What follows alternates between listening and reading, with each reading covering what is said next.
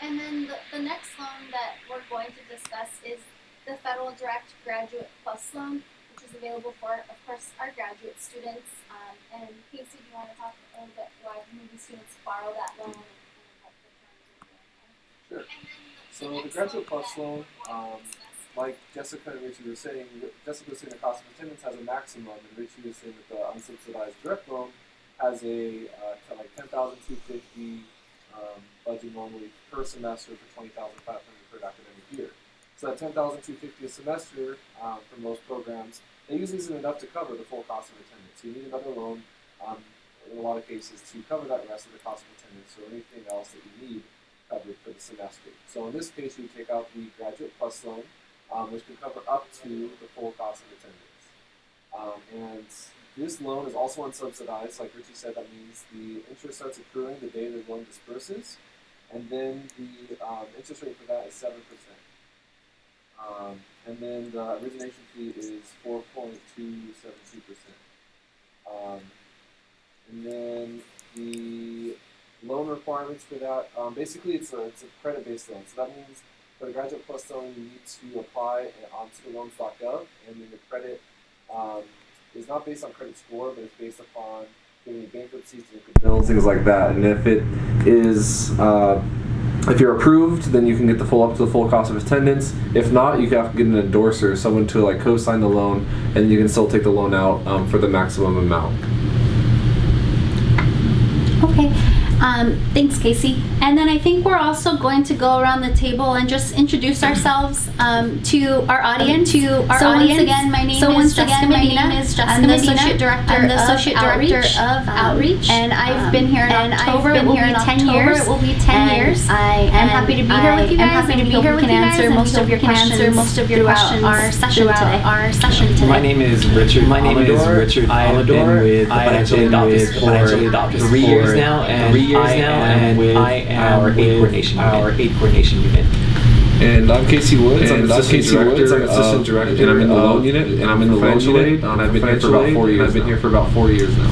Hi everyone, my name is I'm also an assistant director in the Need Analysis Unit, and I've been here for almost 2 years. And hello, my name is Lauren Council, and I'm from the Office of Student Financial Services and the University Cashier's We were invited by Financial Aid, so if you do have any questions other than AIDS, please submit them. And I've been at the university for 25 years.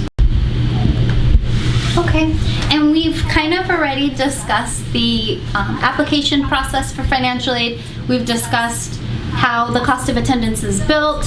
Richard went over our unsubsidized direct loan that's available. Casey discussed the Graduate Plus loan that's available. And if you're having questions about the application process, we'll kind of get into that in this part of the session. So once you have applied for financial aid, and again, we calculate your cost of attendance, all of that is put into what we call the financial aid summary. And that summary basically lists out what your cost of attendance is, and then the unsubsidized direct loan that has been awarded, and then you would be able to see the maximum that you're eligible to borrow in the Graduate Plus loan. And all of that is accessible via your FAST page. And your FAST page is your financial aid summary and tasks page, which it's almost like a portal that directly connects you to your application. You'll actually use that portal to go through your application steps for most of them. If we ever send you an email that you need to complete additional steps to receive your funds, we want you to go to that FAST page because we've worked really hard to make sure that we have all of the messaging that would be able to walk you through the process of applying plus obtaining your funds as well. And with that said, Millie, do you want to talk about our unsubsidized direct loan application process and what students will go through to get those funds? Right. In order to receive your unsubsidized loan for the year, what you're going to want to do is complete a federal direct loan request form, which can be found in the portal that Jessica was talking about, your FAST page. And basically what you're going to do is log in to that page, and then you're going to access the form in the document library for the year 2017-18. So you're going to want to complete that form just to let us know how much you're requesting for each semester for the loan. And then the next two steps that you're going to want to make sure that you complete, the first being sign your master promissory note, which is also known as your MPN, at studentloans.gov. And then the last step would be to complete the entrance loan counseling, also at studentloans.gov. So you're going to want to make sure to complete these three steps, otherwise the loan won't disperse before the start of the semester. Great, thanks. And then the next application process is the Graduate Plus Loan application. And as Casey mentioned earlier, it does have a credit component to it where the federal government will check your credit. And then I think Casey's going to go over our application process for that Graduate Plus Loan. Sure. So the Graduate Plus Loan, as I stated earlier, you need to take out the full direct unsubsidized loan first before you take out the Graduate Plus Loan. So when you do your application process like Millie went over, make sure you request the maximum unsubsidized direct loan if you want to take out the Plus Loan as well. Then to receive the Plus Loan, you need to go to studentloans.gov to apply for it, and you go to Manage My Direct Loans, and then once you do that, then you would select the option for Complete Plus Loan Request. And once you complete the loan request, if you do need an endorser or you appeal, you also will need to do to get approved, you'll need to do the Plus counseling as well. And once you also apply, the endorser co-borrower may need to go back in if you need one of those. You need to go in as well to endorse it on studentloans.gov. Okay, great. And then I just want to remind you, if you do have any questions, feel free to write those in the chat and we can get to those as well. And now you're probably wondering, well, you've gone through the application process, you've applied for your loans, you've completed all the necessary steps to obtain those loans, and you may be at a period at this point where you're waiting for disbursement, and you may be wondering why the funds haven't dispersed yet, or how those funds will actually be returned to you to maybe pay for rent or other expenses that you may be, educational related expenses that you may be incurring just to start your semester. And I was going to see if Richard, if he can maybe talk about timing of disbursement, and then if you want to chime in, Lori, after about how funds ePay and e-refund and how those funds get transferred over to the students directly. Okay. Yeah, sure. So in terms of federal aid, so what we were talking about, the federal direct unsubsidized loan as well as the Graduate Plus loan, it's always going to disperse to the university first. And it'll disperse 10 days prior to the start of your semester, and it's going to disperse directly into your ePay account. And Lori, did you want to go and talk more about the ePay account? Sure. So your ePay account is, hopefully you've already accessed your ePay account, but it is how the university maintains all billing here at USC. All charges assessed by USC are going to be assessed on that ePay account. You'll be able to log in and look at your account real time in the Your Account box. You'll be able to review bills in the billing section. You'll be able to enroll in the monthly payment plan if you chose to do so.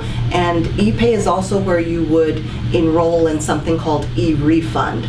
But it's important to remember that the university is going to operate on a standard billing cycle. So if you get a bill, you'll be able to look at that, but also check the Your Account box because activity can be ongoing. The bill could have $1 amount, and then you look in the Your Account box and it's been updated to a new dollar amount. An example is if you've already received a bill, but the aid hasn't applied, gives you a billing balance of, let's say, $25,000. You look in Your Account and now you only owe 10. At the bottom of that Your Account box, it says click here to view recent activity, and that'll show you what's transpired since the last bill, so you can look at real-time information. Once the aid has applied, which the first day for aid to apply, federal aid to apply, will be August 11th, so make sure you check your account after August 11th. The first day of refunds on that federal aid will be August 16th. The easiest, most efficient way, in fact the only way to get your refund, is to enroll in something called e-refund, which you'll do on the ePay homepage. It's where you designate a checking or savings account to receive the refund. So make sure you have that in place. There is some lag time, so if you do it on the 16th, the refund's not going to happen on the 16th. So I would suggest logging into ePay now, getting the e-refund account set up so that you're ahead of schedule. Great. And I know that a lot of our students have a question about maybe being able to access their current billing balance and financial aid that we'll be dispersing to their account kind of in one location. And we just launched a tool that will hopefully help assist you through that process. And I was going to ask Casey if you can talk about the new tool that we launched this summer, and kind of what the benefits are of that tab. Sure. So I'm actually really excited for this tab. Like Jessica said, it's brand new. And one of the main questions we used to get a lot also was in the loan unit was how much exactly loan do I need to take out to give my balance zero or to give back a certain amount. And we used to have to go these weird roundabout ways to figure that out, or use a calculator. But this new tab actually shows you your running balance, and as you add in, like you say, I want this much in loans, it starts deducting straight off your live balance. And it shows you exactly what your balance will be, whether it's $100 zero or negative for a refund. So it's really, really cool to help you calculate exactly how much loans you need to take out for whatever your goals are, whether it's to zero out your balance or get it back a certain amount in a refund. And it will also calculate the loan origination fees and stuff in there as well, because when the loans disperse, they don't disperse exactly at whatever you ask for. The origination fee gets taken out, so it makes the calculation a bit more complicated if you're doing it by yourself. So in order to access this, it's on your financial aid summary and tasks, the FAST page, and there's a new tab called the planning worksheet.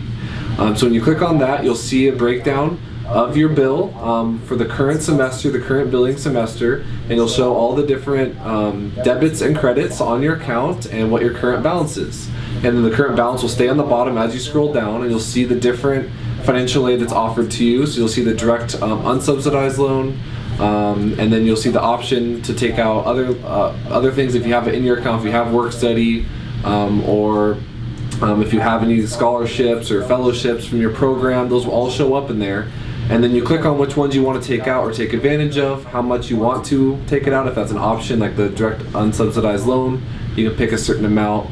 And then you go to the next page once you're happy with the amount and the balance it will give you. You click next, and it shows you the next steps for each of those different financial aid tools. So whether if it's like a stipend from your program, we'll just tell you probably don't need to do anything, you'll get the stipend. But for financial aid, it will tell you for the unsubsidized loan, it'll tell you the steps that Millie told you for the unsubsidized direct loan. It'll tell you, okay, you need to go do these 3 things now to take the loans out. And if you've already done them, they'll already show up as already completed as well. So it's a really cool, very useful tool. I recommend taking a look at it, even if you kind of know what you want. If you know you want the maximum, it's still helpful to give you a picture of the semester, what you can expect, and what it's going to look like. So it's just worth playing around with to plan your semester out. Great. You can tell that we're really excited about this tab just because it probably took about 1.5 years in the making, maybe, probably a little bit more, to actually put it into a tangible form for people to actually go on and use. So we are really excited. We hope that it benefits you through the process and kind of assists you with some of the questions that you may have going through this application process. One thing that I did want to mention is we do have students where they only borrow the unsubsidized direct loan, and maybe they're going to school part-time and still going to school full-time, and they may not want to use a Graduate Plus loan at this point to resolve their balance. I just wanted to also mention that we do have a 5-month payment plan that's available for students, and I was going to hand it over to Lori to kind of talk through what that 5-month payment plan is and what the benefits are of that program. Okay. So if you needed assistance in settling the remaining balance on the student account, you would log into, the option for the payment plan is also on the ePay homepage, but you could log into the ePay page and select enroll in the fall 2017 plan.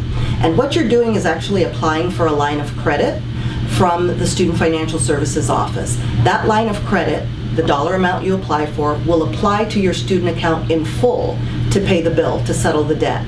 And then on the back end, you're going to owe the Financial Services Office 5 installments. So the dollar amount you enroll for is simply going to be divided equally into 5 payments. You're going to be required to initiate it with the first payment and a $50 application fee. The remaining 4 payments will be scheduled. The plan runs from August through December, so the remaining 4 payments after you enroll will be scheduled September 3rd, due the 3rd of every month through December 3rd. So it's an option out there for you, and we like to welcome you to use it. Great. And then one topic that I wanted to talk about is just financial wellness, making sure that you're reviewing your budget and you're only borrowing what you should really be needing to borrow to live off of for each semester while you're here.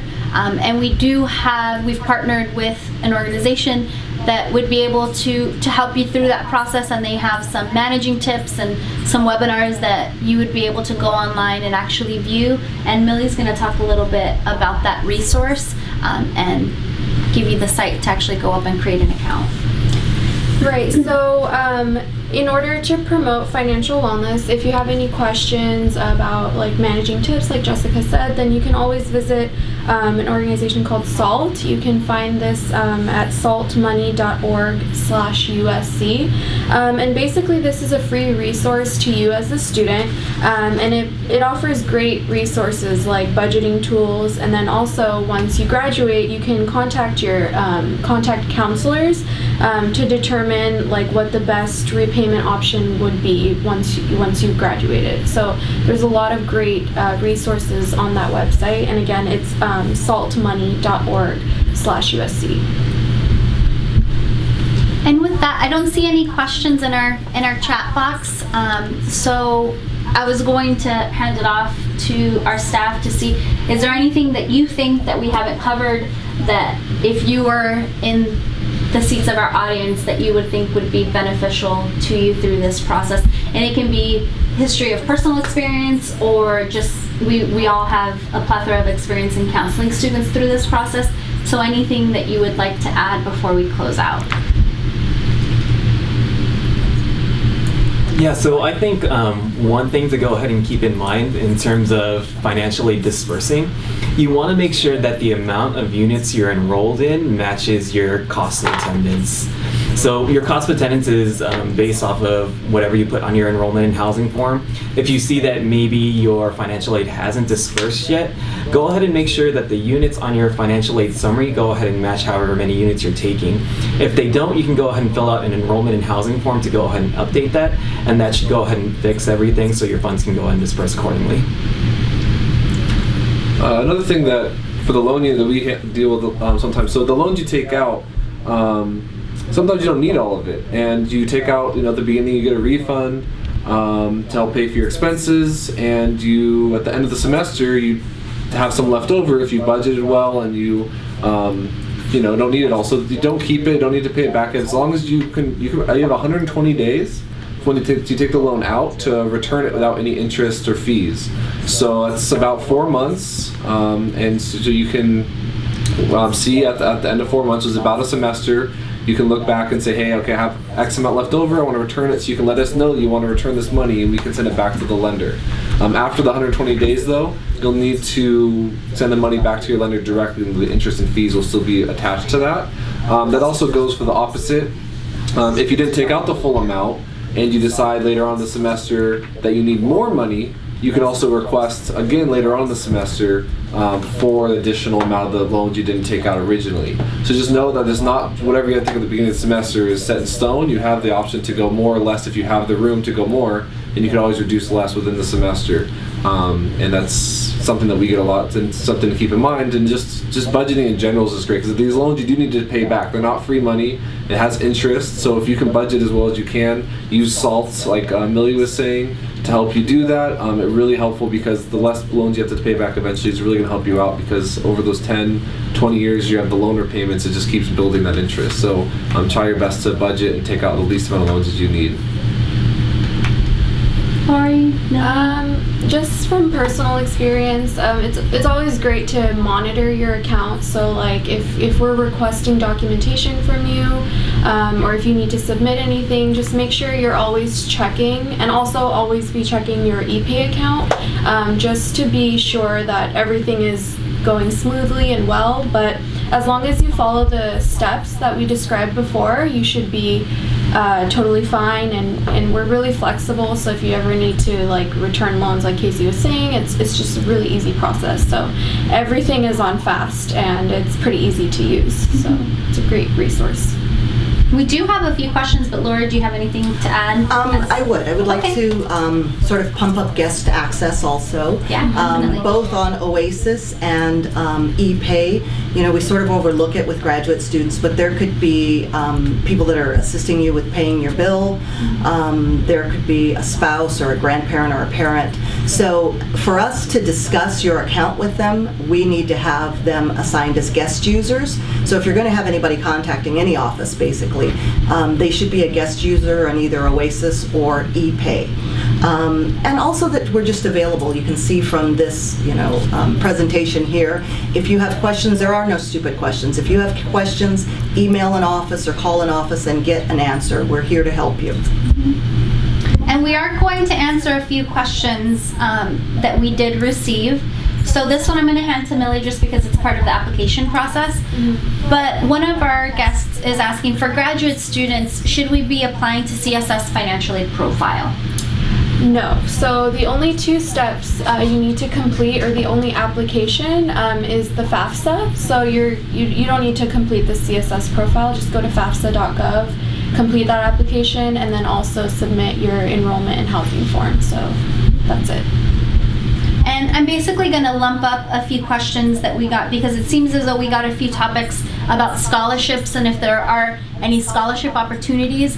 Unfortunately, through the financial aid office, we're not administering any scholarships to students. Those are really through your department. So if you have any scholarship questions, you should really be contacting your department directly and asking your department representative to see what opportunities there are for scholarships within your department, and they should be able to walk you through that process. I think for most graduate programs, it's through that actual admission review process, and if you were eligible to receive one, it's probably been awarded to you, but you may want to double check with your department and see again if there's any opportunities for scholarships. And then we do have a question about actually submitting a FAFSA at this point in the process. It looks like you found out that you were going to grad school about 2 weeks ago. So welcome to the Trojan family. We appreciate that you're going to be coming and joining us. And in regards to the application process, Richard, do you want to talk about if it's okay to start going through the application process now? Yeah, it's actually perfectly fine. Also, again, welcome to the Trojan family. You can still go ahead and submit your FAFSA, and as Millie was saying earlier, make sure to go ahead and submit an enrollment and housing form. For graduate students, we can go ahead and create their financial aid summary pretty much anytime, but make sure to go ahead and send it to us as soon as possible so we can get that whole process started for you, so that way financial aid can disperse accordingly for you. Great.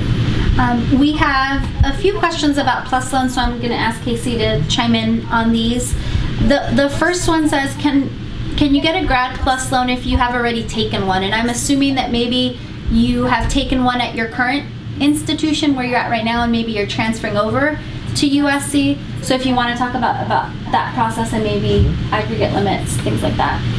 Yeah, so for the PLUS loan, there's no limits technically for how much you can take out. You should try and maybe come up with a limit for yourself and what you think is possible to pay back, because they can get up there depending on the program. But you can, if you take them out of previous schools, you can still take them out. The direct unsubsidized loan, though, does have a limit based upon previous times you've taken out an undergrad or grad. You can only take out, for most programs, it's $138,500. So if you reach that aggregate maximum for the unsubsidized loan, direct loan, then the only option you would have would just be to take out the PLUS loan to take for the full cost of attendance and no direct unsubsidized loan. But for the PLUS loan, it's pretty much as you want, unless even USC, if we just determine that it's like $500,000, we don't think we can maybe cut you off there. But for most people, it's not going to be a problem. Great. And then I have have a follow-up question for that from Antonio. He's asking that he already applied for the Federal Direct Graduate Plus loan, and he says that he's receiving the full amount this fall. So he's asking, does it not get dispersed between fall and spring semester? So maybe if you want to talk about the application process and the applying per term. Yeah, great question. So something I did leave out, so that the Plus loan is a semester by semester thing you need to apply for, because we need to know how much you want, because it could vary. Some students want the full amount every semester, but we don't want to assume and give you the full amount if you don't want it. Or assume that you want the same amount. So just every semester you'll need to reapply for it. So you'll apply for the fall, the spring. If you're in the summer, you'll do an application process for it. You can do it all now. So if you already know you want the full amount for the spring, you can go ahead and do the application on studentloans.gov and put the dates from January to May, or whatever the spring dates would be there. It doesn't need to fit perfectly with your program. If your program ends in April but it says ends in May, it's okay. We know that you're looking at the spring. So go ahead and just put that in there, and we can do it. You can also wait if you want to wait until it gets closer to the spring to see how much money you think you'll need. That's totally fine as well. But it is a semester by semester thing, especially because budgets also could vary depending on the number of units you're taking. So just make sure you keep that in mind. Great. And I'm going to take the next question from Sohail. And he's basically asking if there's any financial aid available for students who are not U.S. residents. And the loan options that we've been going through today, those are for U.S. citizens or permanent residents of the United States. The options for international students, or for those that are not U.S. residents, would be you're eligible to apply for a private loan as long as you have a U.S. citizen as a cosigner for that loan. The terms and regulations, the interest rates, the origination fees associated with those loans will vary depending on each lender. If you actually visit the financial aid website, financialaid.usc.edu, you would be able to go to the private loan section of our website, and we have a tool that's available, which is the ELM Select tool, and that's ELM Select tool, and you would be able to go through and kind of go through and see which loan and what the requirements are for each loan, what the terms are for each loan. But that's really the only financial aid that would be offered kind of through our office that we would help administer. You really want to be contacting your department directly to see if there's any scholarship opportunities available to assist you through your education here at USC.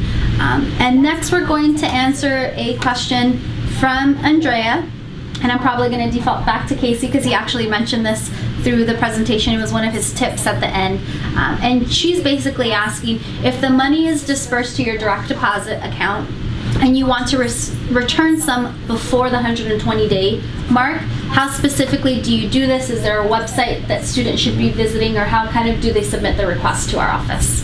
Sure. So in the financial aid summary and tasks, which I mentioned, so you go to My USC Financial Aid, in the financial aid summary and tasks there's a document library.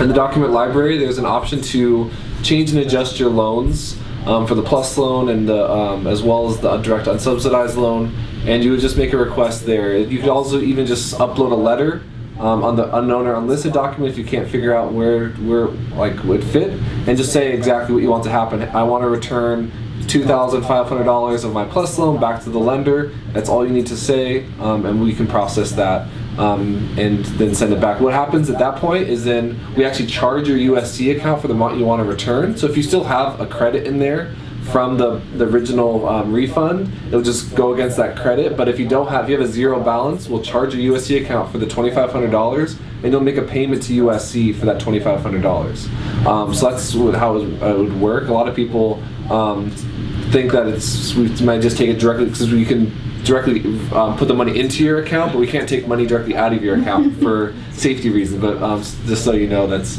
not going to come directly out of there. And also another thing I just wanted to just mention from previous was the private loans, and the reasons we haven't kind of gone over the private loans as an option for the non-international students. It's because the Plus loans compared to private loans, the federal loans for most people are going to be better options. They have the repayment options that have income-based repayment options that you can, only pay based upon like 10% of your income every year until you pay it off. They also have like the public loan forgiveness options. If you're going to teaching, there's teaching loan forgiveness options. So there's more loan protections as well. So they have more protections, more repayment options, loan forgiveness, things like that. So for most students, the federal plus loan is the better option to go with than the privates. That being said, if you want to do some research, you can get some quotes for the private lenders. If you can get a really low interest rate by chance based on your credit and the amount of resources available to you, it might be worth giving those up. But from 99% of people, the Graduate Plus loan is a better option than the private loan. Definitely. Thank you. And we have one more question from Antonio, and this is for you, Lori. So can we transfer money from our personal bank account from abroad to the USC ePay account? So probably not. On ePay, a ACH or electronic check payment has to come from a domestic bank account. So you can create, open a domestic bank account here, transfer funds from your foreign bank account into either the USC Credit Union, Bank of America, Wells Fargo, which are all conveniently located to campus, and then use that domestic account to make payment on your ePay account. That would have to be the option. Okay, great. And we have a question from Jessica. And it basically says, on my USC account, I have a balance that will be covered by my student loans once they disperse next week. Will the balance on my account be cleared at that time? And I'm going to hand that off to Richard to kind of answer that question for us. Yeah, sure. As long as it's the 10 days prior to the start of your semester, your loans are supposed to disperse. As long as the loans go ahead and cover the balance, of course, it will go ahead and be cleared. Balance will show as zero. If it's more than what's on the account, that what'll disperse, you'll get the rest as a refund to whichever account you set up for e-refund. As long as you set up Yeah, as long as e-refund is set up. And then also use that planning tab that Casey went over a little bit earlier. So that way you're not waiting to the last minute to kind of make that calculation. You can do that well before the aid has dispersed, because if the loans are ready for disbursement, and as Richard said, we're just waiting for that 10-day window period, you'll be able to see that on that planning tab that Casey was talking about a little bit earlier, and kind of plan in advance for that. And also, if you're like the person who got admitted 2 weeks ago and the financial aid process is taking a while and you don't have your aid to come in time for the bill that's being due and you get a late fee, we can remove some late fees and give you a late fee waiver because you're waiting on the financial aid to come in and take care of it. Definitely. So just to make sure if something's getting held up because of financial aid, you get some late fees, call our office, contact us so we can take those off, or put a preemptive late fee waiver on there that will give you a notification because there are people that got admitted 2 weeks ago. Definitely. And we have another question from another Jessica, so yay for Jessica's in the chat, because we're a bit popular. Will we get a notification for when we begin to apply for spring 2018? And I'm assuming that you're referencing loan applications for spring of 18. So no, we don't automatically send out notifications, but that's what your FAST page is for, to actually go on there and make sure that everything has been done for the upcoming semester. You can apply now to set up for disbursement for spring if you'd like. If you want to wait, that's perfectly fine. Some students will start going through the application at the end of November, beginning of December, once they start registering for their classes for the upcoming semester.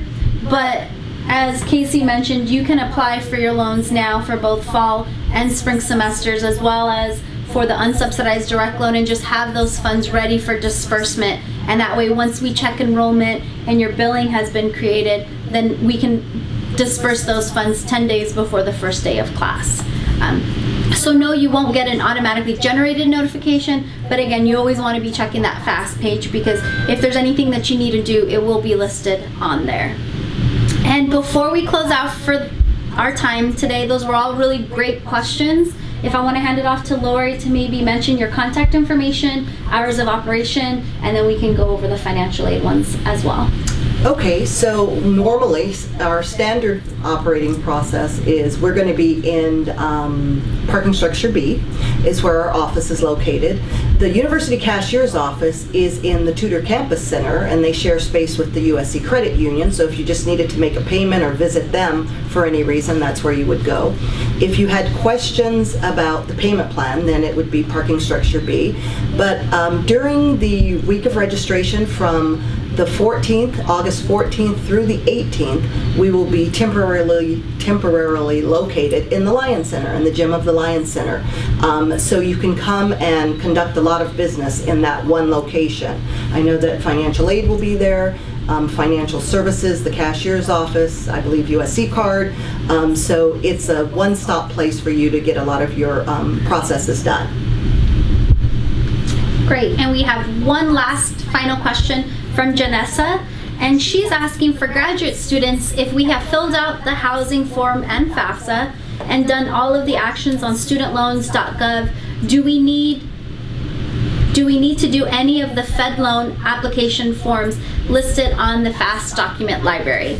So Millie, do you want to answer that? I think it's basically she's done FAFSA and enrollment and housing form. She's completed all her steps at studentloans.gov, so maybe entrance counseling, the Federal Direct Graduate Plus loan. Is there anything does she need to do the Fed loan application form on her FAST document library? I'm assuming for the unsubsidized direct loan. Right, so as long as you've completed those documents, you'll want to just basically let us know how much you're requesting for each semester on the FAST page. So as long as you do that, you should be fine for the unsubsidized loan. So you don't need to complete any other steps. Yeah. Good rule of thumb is if there is anything that we're requesting from you on your FAST page, you should be taking action on. The only reason why you shouldn't is if you're not going to be borrowing the loan. And even if you don't want to borrow the unsubsidized direct loan and it just bugs you to keep seeing that you have to do something on that FAST page, you can go into the loan application and just put 0 for each term, and that request will be removed from your FAST page. But basically, again, rule of thumb is if there's anything on there that we are asking you to complete, you should be completing that to ensure disbursement of your funds in a timely manner. And with that, I can go over our contact information for the financial aid office. We are located in John Hubbard Hall. If you ever want to come and visit us in person, you don't need an appointment. You can walk in. We're open Monday through Friday from 9 a.m. to 5 p.m. We are also available via telephone, and our phone number is 213-740-4444, and hours of operation are the same Monday through Friday from 9 a.m. to 5 p.m. And you can also visit us on our website and send us an email if you would prefer to contact us via email. And as Lori mentioned, we will be located at the Lion Center from August 14th to the 18th, along with a lot of other offices that you may need to be visiting to get business done before classes start. So if you do have any questions and you're on campus and you want to come visit us in person, we are more than welcome to answer any questions that you may have. And with that, I just want to thank everybody for being here, thank the audience for joining us today, and contact us if you have any questions. Thank you so much, and fight on. Bye.